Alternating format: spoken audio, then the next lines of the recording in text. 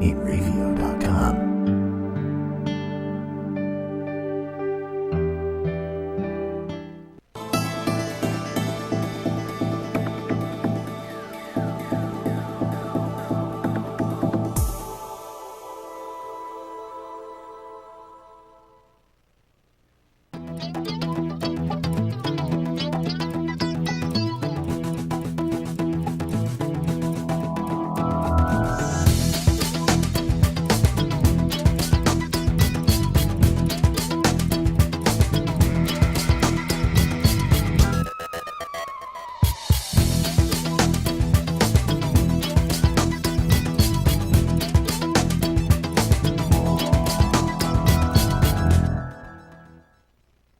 Hello again, everybody. This is Joe Larsen, and welcome to the 5051 Racing Show.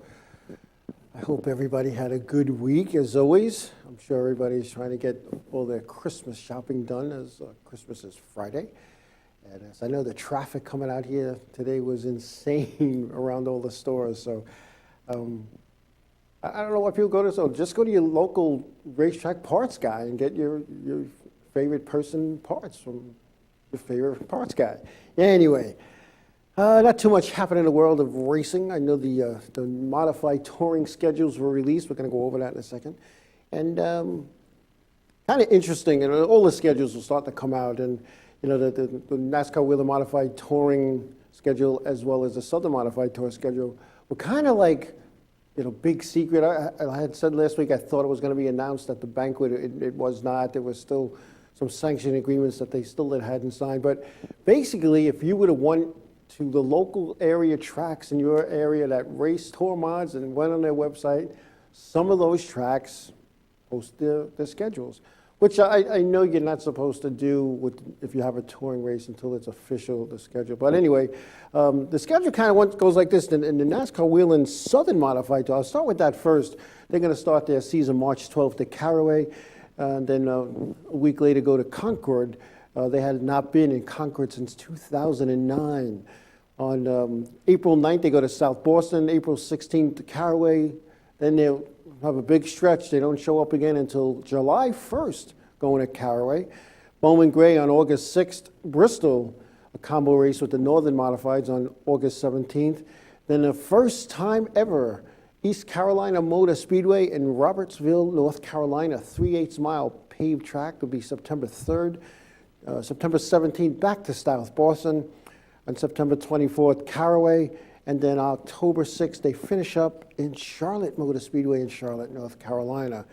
11 events for the Southern Modified Tour guys. 4 will be at Caraway, 2 at South Boston, and single events at all the other places. The NASCAR Wheeling Modified Tour, old is new, as they go to the Thompson for the Icebreaker, traditionally April 10th, Stafford for the Spring Sizzler on April 24th. Then a few weeks off, they go to New London Waterford Speedball on May 14th. Another few weeks off, they go to Stafford on June 3rd, June 15th to Thompson, June 25th to Riverhead, July 15th, the New Hampshire All-Star Shootout will be a non-points race. July 17th, New Hampshire 100-lapper. Then July 23rd, Monadnock, August 5th, Stafford, August 10th, Thompson, August 17th, Bristol Motor Speedway, as I said, a combo race with the Southern Modified Tour. August 27th, back to Riverhead. September 3rd, Oswego. They have not been there for a tour race since 1989, some 25 years ago, 26 years ago. Back to Seekonk. Haven't been at Seekonk since, I'm going to say since 2005. That'll be September 10th. The 24th will be a second event at the New Hampshire Motor Speedway. October 2nd will be the fall final at Stafford, and then the World Series at Thompson, wrapping up the season on October 16th. 17 events, the most since 2005, and 4 at Thompson, 4 at Stafford, 2 Riverheads, 2 New Hampshires, and the rest single events. Years ago, I remember sitting at a meeting talking about the strength of the modified touring series, and there was concern back then because a good portion of the races were at 2 racetracks. 8 of the 17 events are at 2 racetracks. Nice schedule, a couple of new venues, a couple of old venues. But when you look at that, let's say Thompson decides we're not going to do racing anymore. Not that they're going to do that. Please don't go say, oh, Joe said. I'm just saying, hypothetically, if Thompson decided we're not going to do this anymore, that's 4 events that they would lose, and they'd have only 13 events, 12 events. It's tough. It's tough to keep a series going when you don't race often enough. And this is what happens. Back in 2003, I believe it was my first year as a race director, one of the things that we did is on the tours, there were 23 or 24 events that season. Very rarely did you have more than a week off. Very rarely. And when you looked at that, when I look back at that, and moving forward, every year they started to lose a race here, lose a track there. We stopped going to Richmond. We didn't go to Beach Ridge, Holland. Some of the places they no longer go to, Martinsville. What happened is that's what opened the door to these other modified series. Drivers want to drive. They don't want weeks off. Is there a cost factor involved? Absolutely. Absolutely. It's costly to go racing that many weeks. But at the same time, it's still the same cost per event. So whether you run, 17 events, 11 events, 25 events, the cost to dollar ratio is the same. And I've kind of wondered, what happened to some of those other venues? And why is the tour not at some of these other tours? Why are they not at Lee? A fine facility, nice. There's just so many places. Upstate New York's, Chemung. Haven't been there in years. Is it a far trip? Yeah, but they're going to Bristol. It's even further. There's just so many places that they could be. But it's a nice schedule for the modified tour. It's backloaded, kind of sporadic in the first half of the season. Then boom, it's almost every week. So it's good to see that the schedule's out and the touring series, like I said, has picked up a little bit. And I know, according to the area auto racing news columnist Kevin Rice, NASCAR Wheel and Modified Tour series director Jimmy Wilson states he thought that the 2015 season was a great season and that the 2016 rules will be basically the same for the series, which has seen many costly changes since Jimmy Wilson's reign. There were a lot of costly changes, and each of those changes were, how do I want to say it, were strategically made. They were made based on testing, things at the R&D center, to correct some wrongs, making a better seat, making a better windshield. So those are the things that you need to do. The tether change last year. Those are the things, when you're looking back, you look back, because hindsight is always 20/20 vision. When you look back and you say, hey, listen, we need to fix this, we need to change this, we need to clarify this. Because you leave this much of a gray area, this much, it opens the door that much. So minimal rule changes in 2016, and the rules package will be out shortly, according to Jimmy Wilson, the series director. On the Southern Tour, Jimmy Ellis will not return as a series director, and no replacement has been named. Ellis has resigned, and the position is now posted on NASCAR jobs availability site on the Nascar.com. I know Jimmy Ellis. He was a tech guy on the Southern Tour and kind of became tech director and became series director.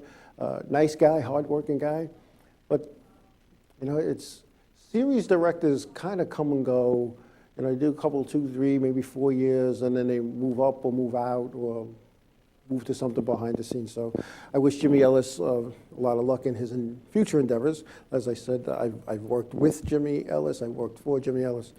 And a great guy. Just who they're going to replace him with, we don't know. And according to the sources that I talked to, he resigned on his own. It was just for whatever reason. Being a series director, you think, it's just during the racing season. It's a 52-week operation. Just because there isn't a tour race, that does not mean that series director is not somewhere else helping and assisting an event somewhere else. It could be a Sprint Cup, Xfinity Series, Camping World Truck Series. We don't have a race this weekend, I'm going to stay home. They're traveling from February to November. One weekend after the next. And it's a very demanding position. So, Jimmy Hill's a young guy, and probably took its toll on him. So, oh well. Again, I wish him a lot of luck in his endeavors. A lot of luck. Just did the Wheel and Modified Tour, and the Southern guys. I don't know, and people will probably question, did Joe say that right? They don't race from April 16th to be in Caraway. They don't race again until July 1st when they return to Caraway. The reason for that is that whole period of time, the end of April, all of May, all of June, the Southern Tour does not want to compete against Bowman Gray. Most of their cars are from that weekly track. So they want to compete against, because who's going to come? Where are they going to go? Where are they going to race? And that's why they kind of back off for those periods. Because they don't want to compete against the track, which is right in the heart of their perimeter of where they go racing. But 11 events with the Southern Tour, I don't know. That's another place. There's a lot of tracks down there that they could be racing at.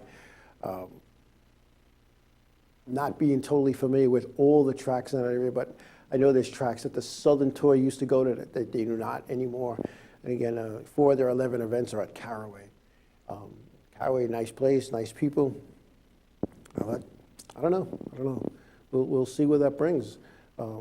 My understanding was the Southern Tour guys, once they got started and acclimated, were going to merge with the Northern Tour and become a East Coast touring series. And that never happened for whatever reasons. And I understand that some of it had to do with cost. The Southern teams, they just don't have the same money as the Northern teams. They don't race for the same purses as the Northern teams. I know when they have combo events, they had one at Thompson a few years back. The Bristol event, they have a mandatory pit stop because the Southern guys don't have all the equipment that the Northern guys run. So there's a mandatory yellow type of thing where everybody pits, and then they have like 5 minutes to do stuff, and then they go right back out in order. But my understanding was they were going to merge these things, because I know the initial meetings I had gone to back in the day when this Southern Series was starting, that was the plan. And the plan was to merge them, and the plan was that they were going to go from New Hampshire down to North Carolina. Now, that would have been a costly venture. And maybe that's why it wasn't done. They actually sat back and said, well, wait a minute. These guys, the Northern guys, they're not going to go to the Southern races. The Southern guys aren't going to go to the Northern races. So maybe that's why it didn't come to be. But I'm thinking if you combine these two series and juggled some dates around, you could have a 25, 28 race season. And I think it would be pretty awesome. And, maybe the Southern guys need to step up their game a little bit. I don't know.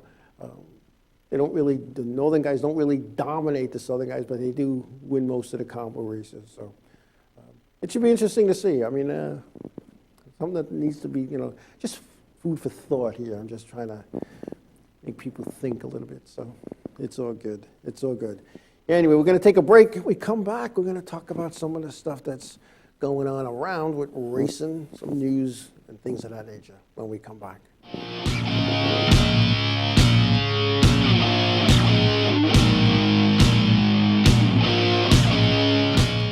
Hey, this is Chris Les Jake, and if Inravio.com spots you at an event wearing this bracelet, they will give you $100.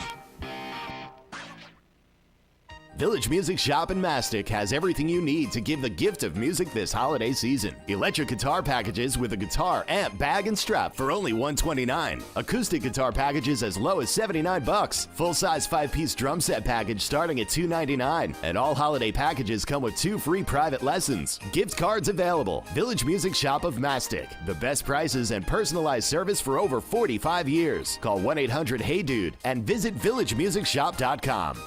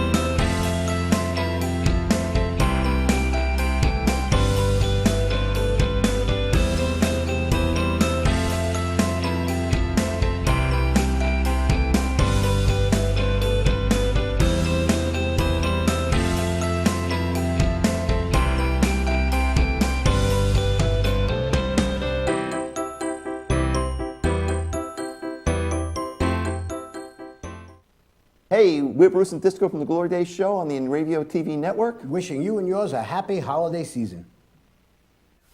Hey, I'm Raul Panther. And I'm Commander B. Hawkins. And I'm Russ Weller. We're some of the proto men.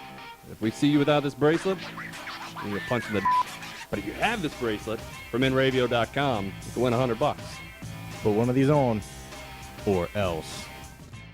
For over 60 years, Hanson Carpet has put the customer first, providing only the finest quality products and service. And Hanson Carpet is so much more than just carpet. We also carry a wide selection of window blinds and shades, and our licensed and insured technicians can service any of your flooring or window covering needs. Browse our huge selection of laminate, carpet, linoleum, vinyl, and tile. Stop by our showroom today or visit HansonCarpet.com. No matter what your project, Hanson Carpet has got you covered. The world of advertising has changed. Radio, TV, and newspaper revenues have declined drastically. Why? Because businesses have realized that advertising return on investment isn't what it used to be. So what can we do about it? Well, that's easy. Advertise online. Own a local restaurant, real estate agency, or even a national retail chain? Whatever your business, Inravio can get your message out there. And we can do it at a fraction of the cost. Call today and see the difference for yourself. This isn't TV. This isn't radio. This is Inravio.com.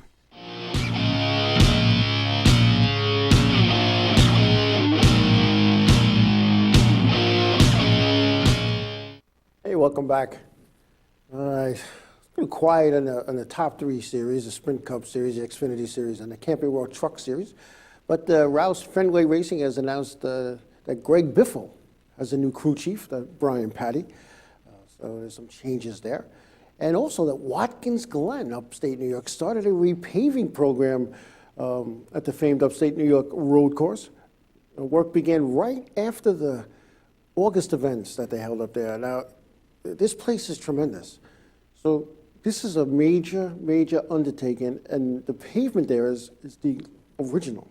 Yeah, it's been patched here and cut there, and some stuff was moved and stuff was added, but to repave a place like Watkins Glen, man, oh man, that's a major undertaking. I saw some pictures of it online, and it's just amazing. They go in, and they're going right down, they're repaving. They're not just resurfacing this place, they're repaving the facility. So it should make for some interesting racing. I worked a handful of events there, a modified race, some cup stuff, and they have that area, they call it the bus stop. There's a little chicane that goes in and out. And my job was to, call the time, because you can't see the whole racetrack. So for guys who blew that, they called it, and so the next time they came around, they would have to physically come to a stop and then move on. Sometimes that could cost them a lot of spots, but and the first time I went there, I said, "Oh, you have the bus stop." Or the bus stop? You're sending me home? We joked about it, and then they explained to me what I was doing, and so I said, "Oh, okay, where is it?" He said, "It's over there." Okay, and I saw walking. It was one of the teams, one of the spotters. He said, "Where are you going?" I said, "I'm over there," because they had spotters there as well. He said, you better get a ride there, dude. It's going to take a long time, and it did, but. A beautiful facility, just beautiful. You can't, like I said, you can't see the whole facility, the whole racetrack from any vantage point. But you know what? There's some places where they have a lot of action. Pit road, front stretch, canes. It's just like people put pink blankets out. They sit. They just enjoy. It's an event. It's like going to Woodstock. You sit there and enjoy it. See what you can see, but you hear it all. Good thing. Oh, yes, Riverhead Raceway. Riverhead Raceway released their 2016 schedule. And I don't normally talk about local racetracks and their schedules, but this one, I'm going to do this because I'm going to call it, the new Riverhead Raceway. They released their 2016 schedule. This will be their 66th year of operation.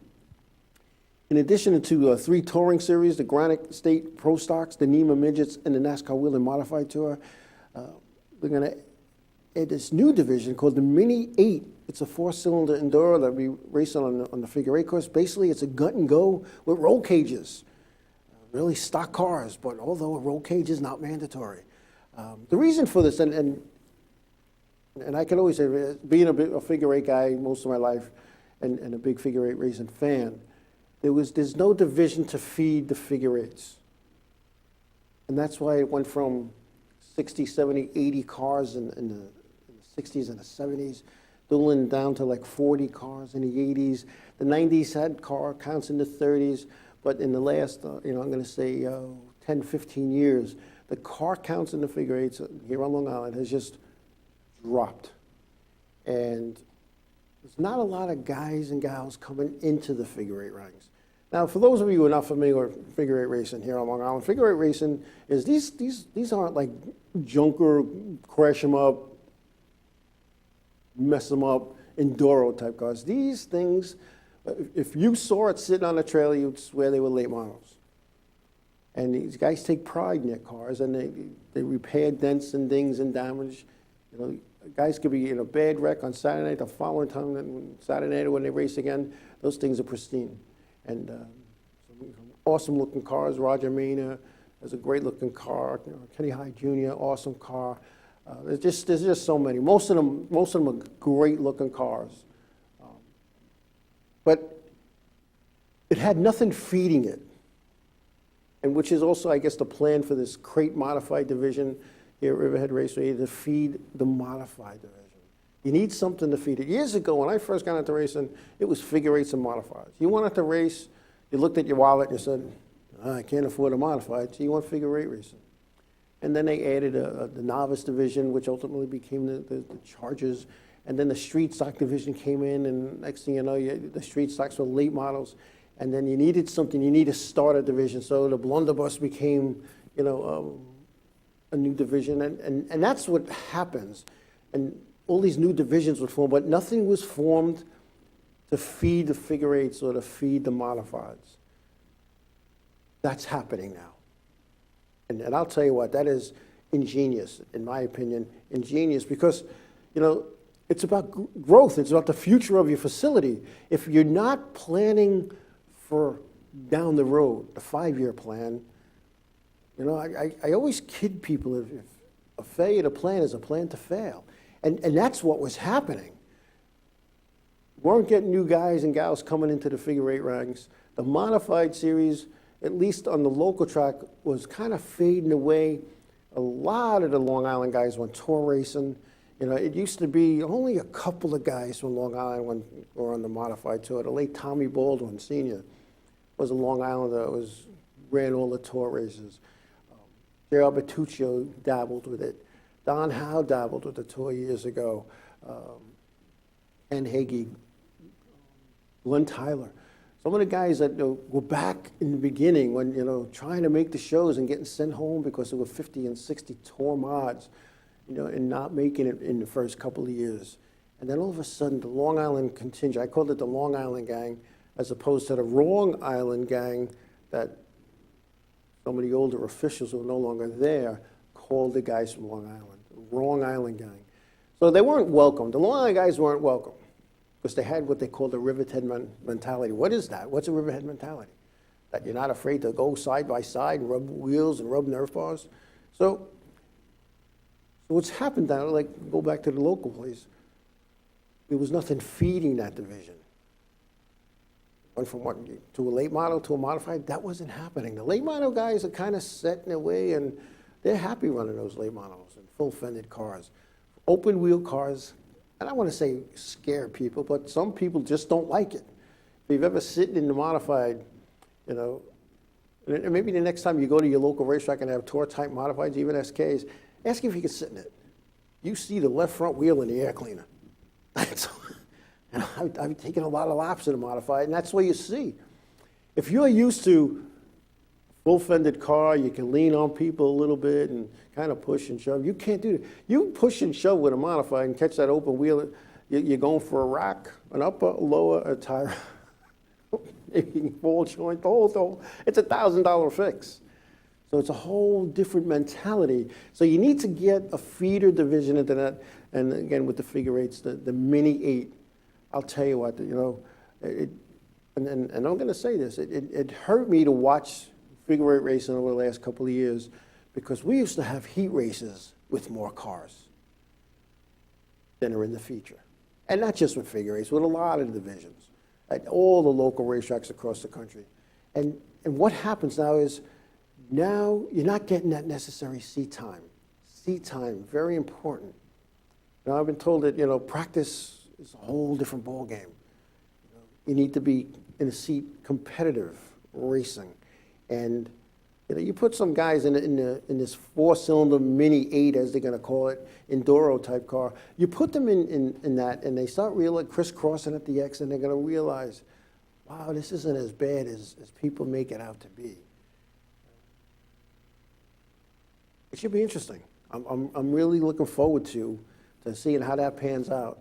A few years back, they tried that smash to pass figure 8 thing, and it just became a scoring nightmare, because if you didn't smash the guy or hit him or dump him to pick the pass didn't count, and then you lost those spots. It was a nightmare to score. The intention was good. The idea was good. They just couldn't figure out a good way to score it. And it caused a lot of grief, and a lot of guys and didn't want to do that no more. They thought they won, and no, you passed 5 guys without touching them. And it was a whole big to-do, but that should be good. I'm looking forward to that, because I would hate to see the figure 8 division die off. It's a fun bunch of guys for the most part, and it's just, say, if you've never seen a figure 8 event on Riverhead Racer on Long Island, and you're in Connecticut, Jersey, why don't you come take a look? It's, especially when there's a handful of cars, when there's more than a handful of cars out there. It's all good. Anyway, what we got planned for this second half. Coming back after break, we're going to have Kevin based in Long Island Need for Speed, and I went to the Walsh Township Speedway down in Wall, New Jersey, for the Turkey Derby, and I think, as I said then, that was my first Turkey Derby ever that I went to, and I had a great time. But we did some interviews, and tonight we're going to have Ryan Priest, who got us starting the Connecticut weekly series, moving up to the Tour, Modified Tour, did some Xfinity racing, and that he actually had a couple of rides in the Sprint Cup Series car towards the latter part of 2015. And we'll let Ryan talk about that in his interview. And then we also talked with Derek Cocker, Coker, sorry about that, who drives at Orange County Fair Speedway in a big block modified, who showed up at the Turkey Derby to race on pavement. And we'll talk about that as well. Some good interviews. It was a good time. So when we come back, we'll come back with Ryan Priest and Derek Coker when we come back.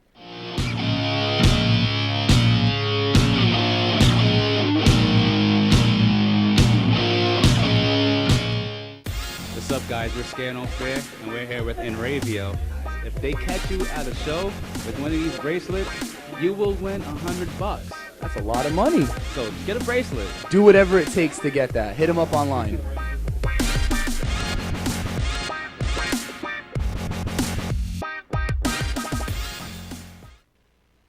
Village Music Shop in Mastic has everything you need to give the gift of music this holiday season. Electric guitar packages with a guitar, amp, bag, and strap for only $129. Acoustic guitar packages as low as $79. Full-size 5-piece drum set package starting at $299. And all holiday packages come with 2 free private lessons. Gift cards available. Village Music Shop of Mastic. The best prices and personalized service for over 45 years. Call 1-800-HEY-DUDE and visit villagemusicshop.com.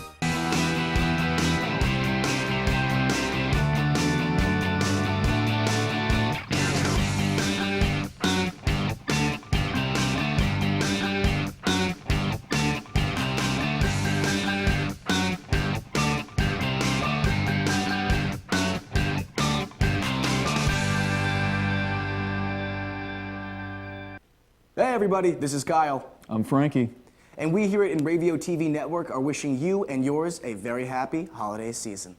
The world of advertising has changed. Radio, TV, and newspaper revenues have declined drastically. Why? Because businesses have realized that advertising return on investment isn't what it used to be. So what can we do about it? Well, that's easy. Advertise online. Own a local restaurant, real estate agency, or even a national retail chain? Whatever your business, Inravio can get your message out there, and we can do it at a fraction of the cost. Call today and see the difference for yourself. This isn't TV. This isn't radio. This is Inravio.com. Hey, I'm Raul Panther. And I'm Commander B. Hawkins. And I'm Rich Weller.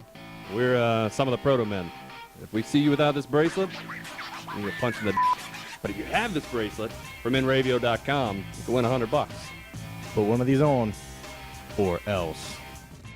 For over 60 years, Hanson Carpet has put the customer first, providing only the finest quality products and service. And Hanson Carpet is so much more than just carpet. We also carry a wide selection of window blinds and shades, and our licensed and insured technicians can service any of your flooring or window covering needs. Browse our huge selection of laminate, carpet, linoleum, vinyl, and tile. Stop by our showroom today or visit HansonCarpet.com. No matter what your project, Hanson Carpet has got you covered.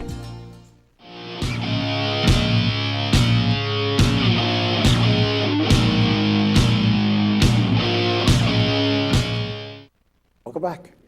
Well, like I said, we took a ride down to the Turkey Derby down at Wall Speedway, down in Wall, New Jersey, and walked around, talked to a bunch of people, interviewed. So here's a couple of those interviews. Like I said, Ryan Preece and Derek Coker coming up.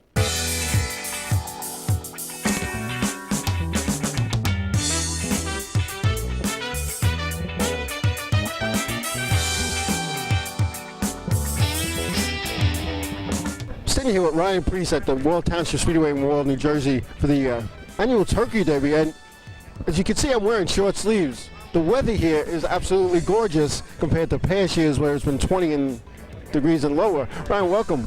Hi, how's it going, guys?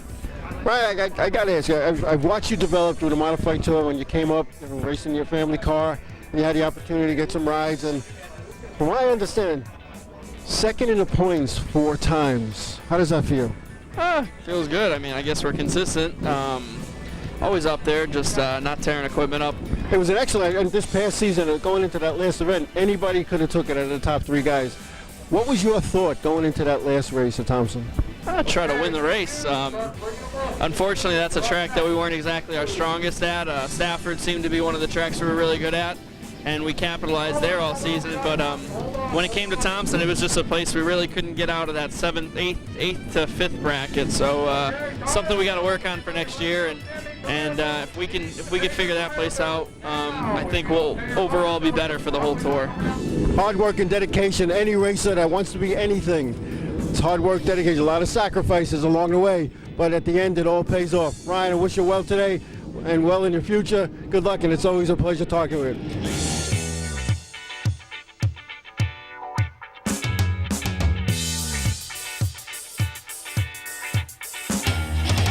Here we are with Derek Coker at the Wall Township Speedway here for the annual Turkey Derby. How you doing today? We're doing pretty good. I'll let you know in about 20 more minutes after time trials here, though. Now, the last time I spoke to you, we were talking about that poker series that was going on upstate. Tell us a little bit about that. Yeah, my home track, Mahoning Valley Speedway, we had a poker series up there, and the last time we had an interview with you, we were going in to either win it or lose it, and we actually come out ahead, so we did pretty good there. You had to finish 10th, I believe, to clinch that, right?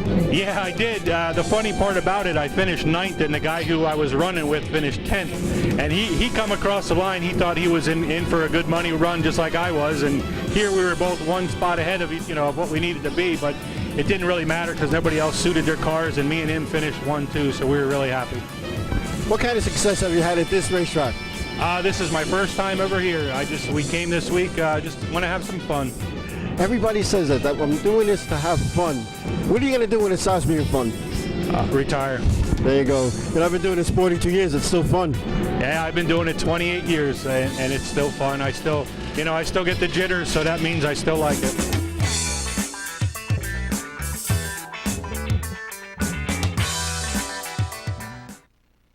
I want to thank those guys for taking time out. Like I said, he was preparing to go time trial, and Derek was time trialing, and like you said, I'll know in 20 minutes. And it's kind of funny when I walk around with the mic and I get Kevin following with the camera in hand. People, it's funny. Some kind of shy away, but others kind of looking like, oh, pick me, pick me. Like in the schoolyard, you're picking teams. Pick me. Oh, I'll talk. Oh, let me talk. But it's kind of fun to do that, and I want to again thank those guys. But Ryan Preece, still up in the air what he's actually going to do. From what I've talked to people, if sponsorship comes along, he'll be in a Sprint Cup series. If not, he'll run some tour events with the T.S. Holler's Connie and Eddie Partridge owned modified on the tour. If he does get that cup deal, Eddie Partridge has told me that they will only run that modified at events like the New Hampshire Motor Speedway that they run twice, and the Cup Series is there, and Bristol Motor Speedway when they're there. So, Ryan Priest. I remember when he first came up, and we talked about it briefly in the interview, when he first came up onto the modified tour, he had success at Stafford and some of the tracks in Connecticut. And what he did is ran with the family car, the family-owned car, dad working on it, friends helping out, whatnot. And slowly he graduated to start driving for people. And I watched Ryan, and I can remember one of his, the first win that he had that didn't count, that they took away. There he was dicing it up with former champion Todd Zegedy, and I believe it was at Stafford. I could be wrong. It's either Stafford or Thompson. And he was racing hard. He wanted that win, and he got into Zegedy, and Zegedy looped it, and Ryan comes across the line first, and there's a euphoria. People are like cheering, "Wow, this is great!" Blah. And Tower made the call that they put him to the last car in the lead lap for aggressive driving. And when he pulled out of victory lane, he very slowly drove back around the track and pulled down the pit road and parked his car. And I went over to I don't know if there was going to be craziness. All I was told was on the radio is go there. So I went, and he just sat in the car. He took his helmet very calmly. He took his helmet, placed it on, sat back and stared. Anderson, he's doing this. And I reached my head in the window, and I said, "Hey, Ryan, sometimes you got to lose one before you win one." 4 years in a row, second in the points. Each of those 4 years, a shot at the title going into the last event. I remember walking off the track one day, and I said to somebody, "This kid's going somewhere." And I got one of these, like that. This kid's going somewhere. He had the opportunity to do some Xfinity racing in 2015, some Cup racing towards the end of the season. He's going to be in a Cup car. If not full-time in 16, eventually full-time. The Northern people are starting to make an influx on the Sprint Cup Series, which was a bunch of good old Southern boys. Mark Truex Jr., New Jersey. Tommy Bolden Racing, Northern guy that went down and struggled and struggled and struggled, and now he's going to be a force to reckon with. Believe me when I tell you.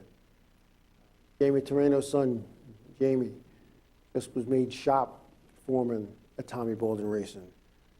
Tommy Bolden Racing is a serious entity now.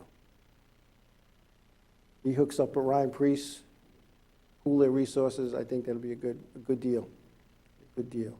See, it's not like years ago, back in the 60s and the 70s, to get in that top series, all you had to do is be good.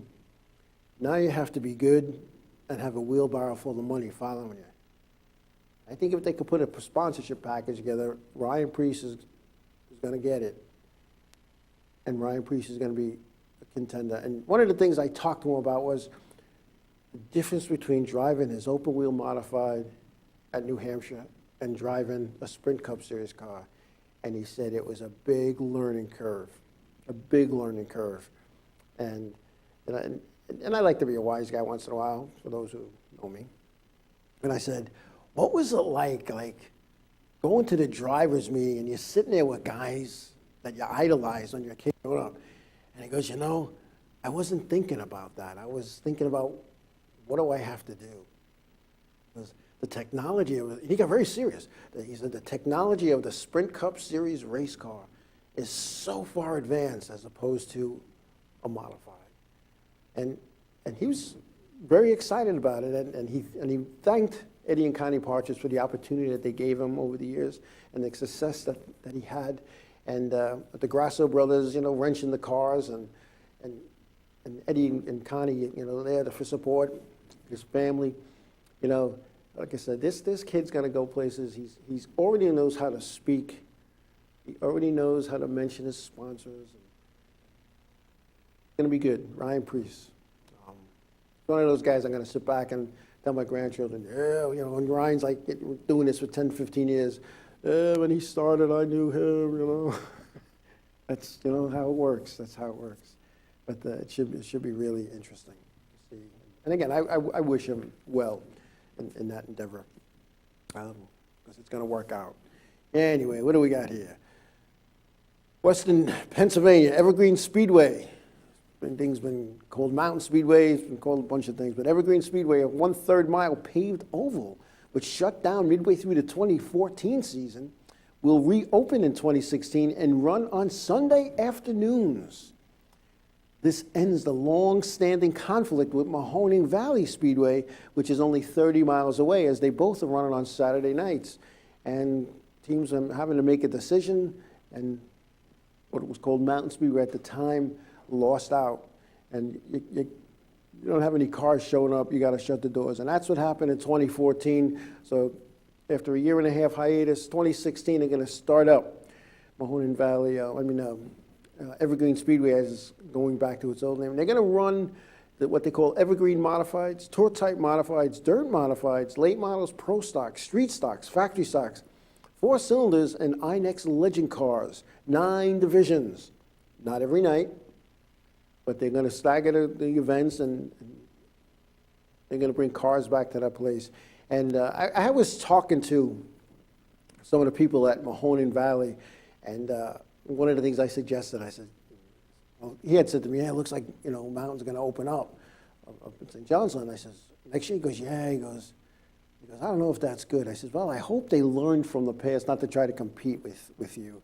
And I said, what you should do, and then I said this to the promoter, to the promoter, I said, what you should do is you guys need to sit down and figure out who's going to run when. You know, so Saturday night's going to be your night. Maybe they could run Friday nights, or maybe they can run Sunday afternoons. They can run Sunday afternoons.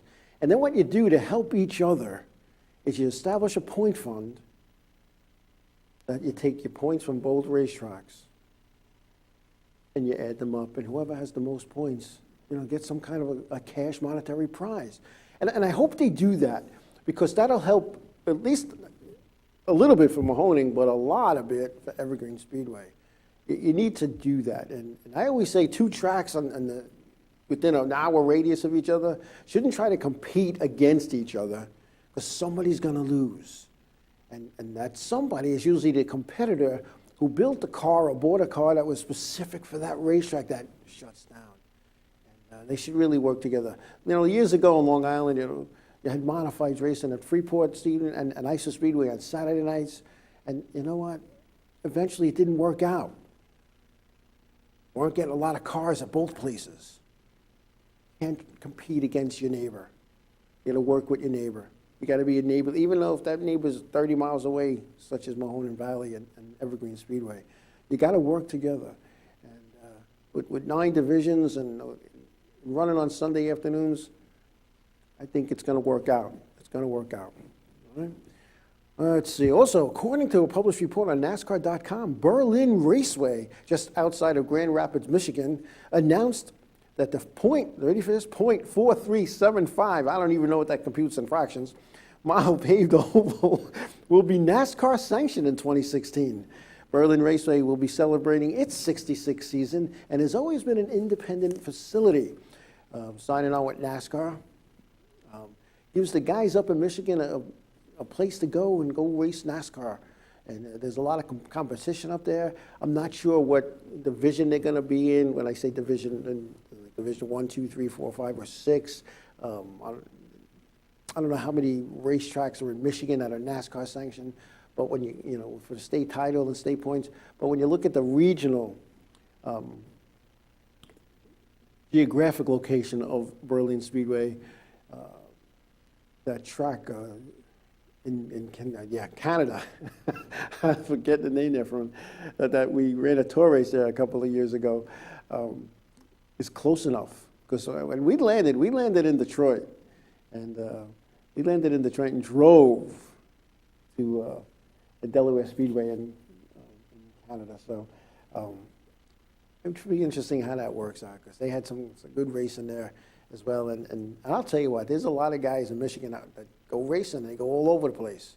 And now they have a track right there in their own hometown. So that's a good thing. Because you don't see a lot of new tracks coming on board with NASCAR. some of the people feel that it's just too costly to be involved with NASCAR, between sanction fees and licenses fees and fees that you got to put up. Even just running like a tour race. And I'm going to talk in round numbers, but when you have a racetrack and you want to have a tour race, you need to send NASCAR some money. For like most of the tracks, like a Stafford, Thompson, tracks of that caliber, they're sending NASCAR about anywhere from $65,000 to $75,000. The smaller tracks around $40,000, $45,000. And that money needs to be in NASCAR 2 weeks prior to the event. Now, why a lot of people say, oh, that's a rip-off. Well, I'll tell you what. Part of that, if I'm not mistaken, has to do with the purse, because NASCAR guarantees the purses. They guarantee the purses because they've been paid that money up front. When you go to these events and you get your payoff, that payoff comes from NASCAR. You get a check in the mail. In the past, the Riverhead race that was paid, hope there's nobody from the IRS listening, they were paid cash. And I don't know if I'm thinking that's going to change in the future, but it's very costly to run a racetrack. But we're going to talk about some of the costs that are involved with racing, and I see we're a little bit over. When we come back, we're going to finish this conversation. We're going to take a break when we're back.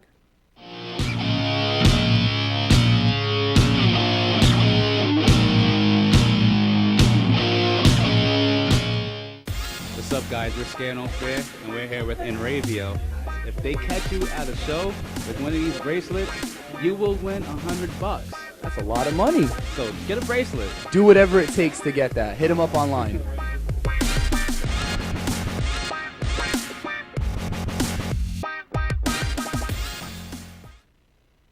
Village Music Shop in Mastic has everything you need to give the gift of music this holiday season. Electric guitar packages with a guitar, amp, bag, and strap for only $129. Acoustic guitar packages as low as $79. Full-size 5-piece drum set package starting at $299. And all holiday packages come with 2 free private lessons. Gift cards available. Village Music Shop of Mastic. The best prices and personalized service for over 45 years. Call 1-800-HEY-DUDE and visit villagemusicshop.com.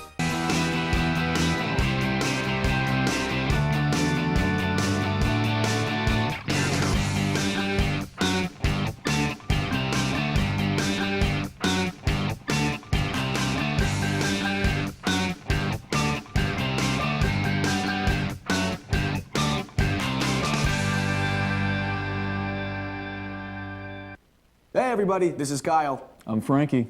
And we here at Inravio TV Network are wishing you and yours a very happy holiday season.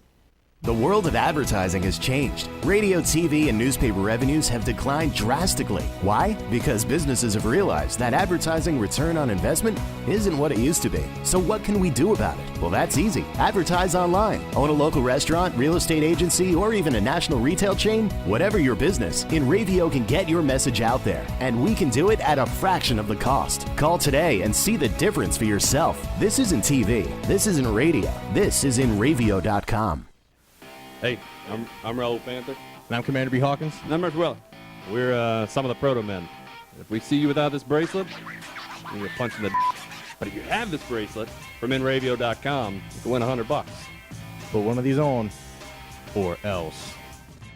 For over 60 years, Hanson Carpet has put the customer first, providing only the finest quality products and service. And Hanson Carpet is so much more than just carpet. We also carry a wide selection of window blinds and shades, and our licensed and insured technicians can service any of your flooring or window covering needs. Browse our huge selection of laminate, carpet, linoleum, vinyl, and tile. Stop by our showroom today or visit HansonCarpet.com. No matter what your project, Hanson Carpet has got you covered.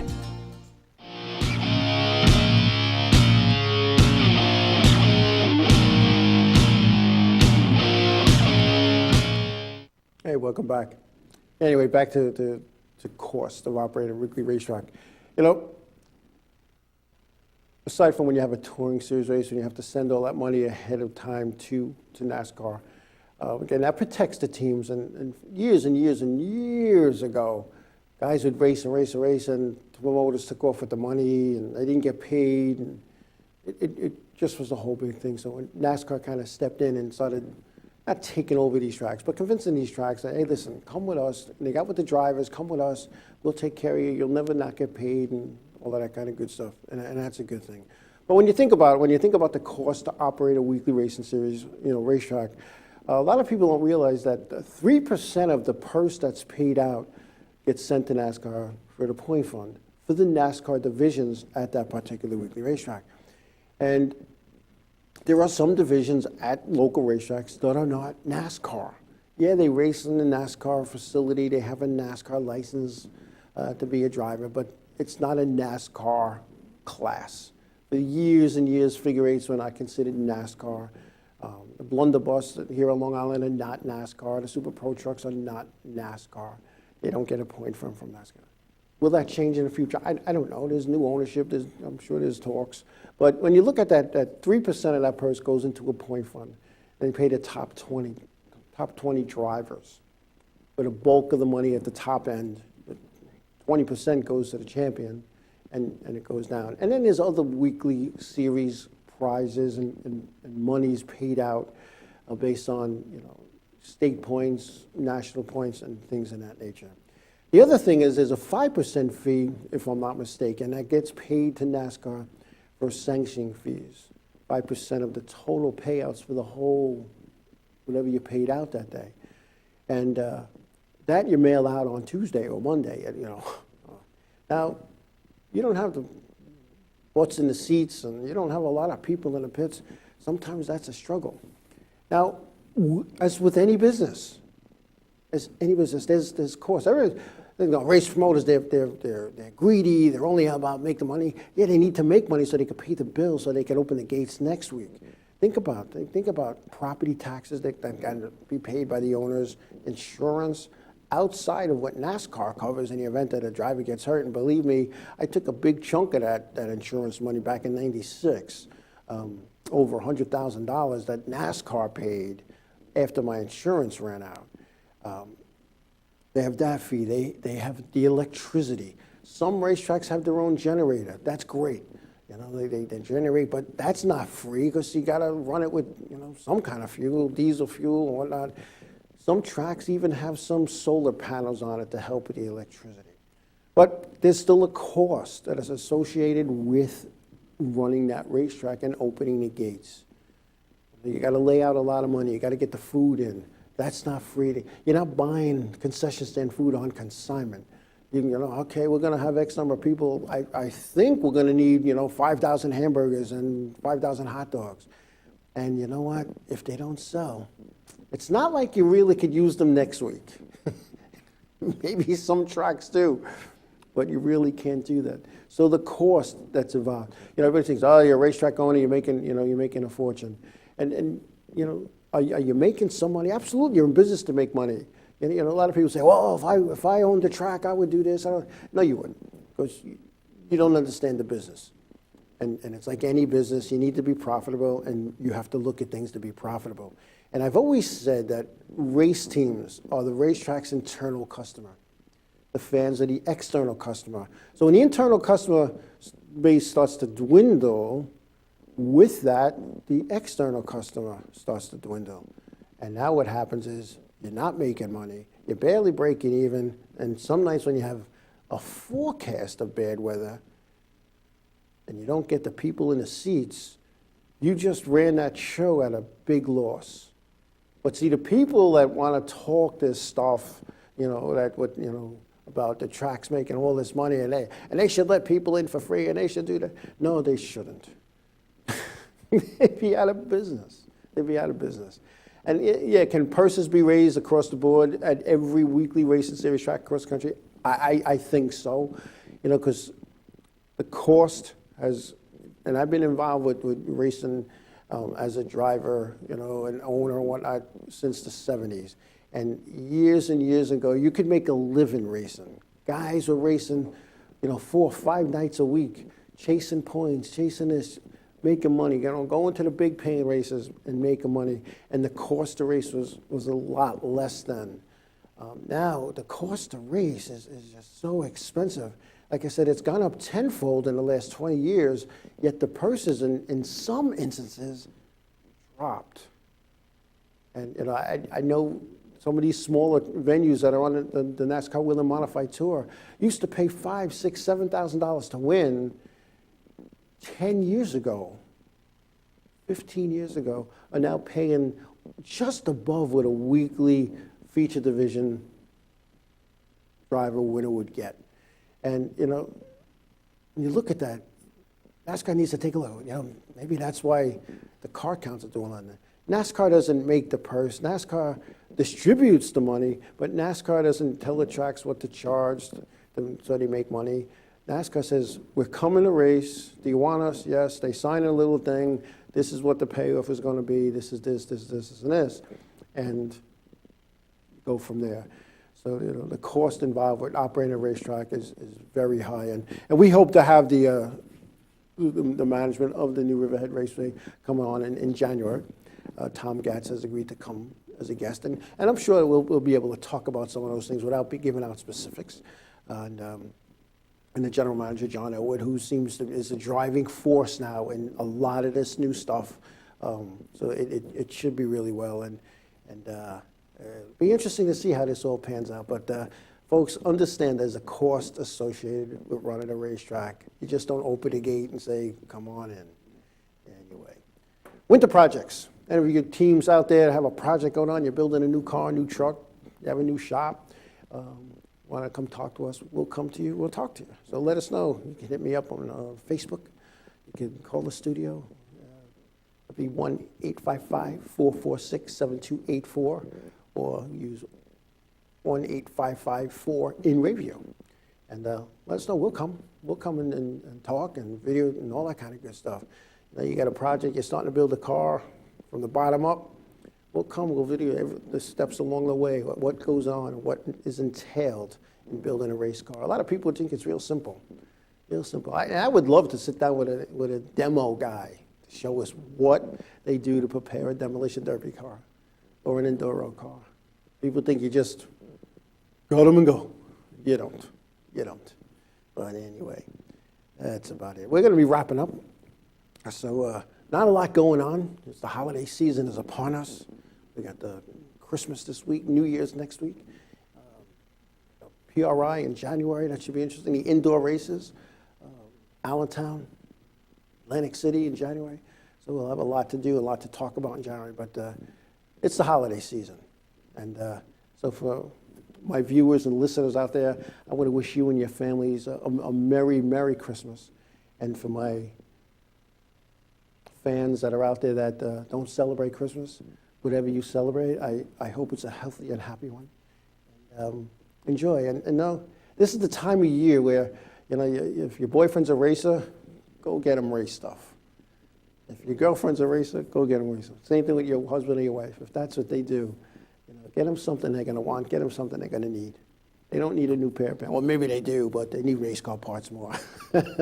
Anyway, I want to thank everybody for taking time out of your schedules to listen and watch and participate in the 5-on, 5-off racing show. And, holiday season. It's more important now to give somebody a hug, tell them you love them. God bless you all, and we'll see you next week. Merry Christmas.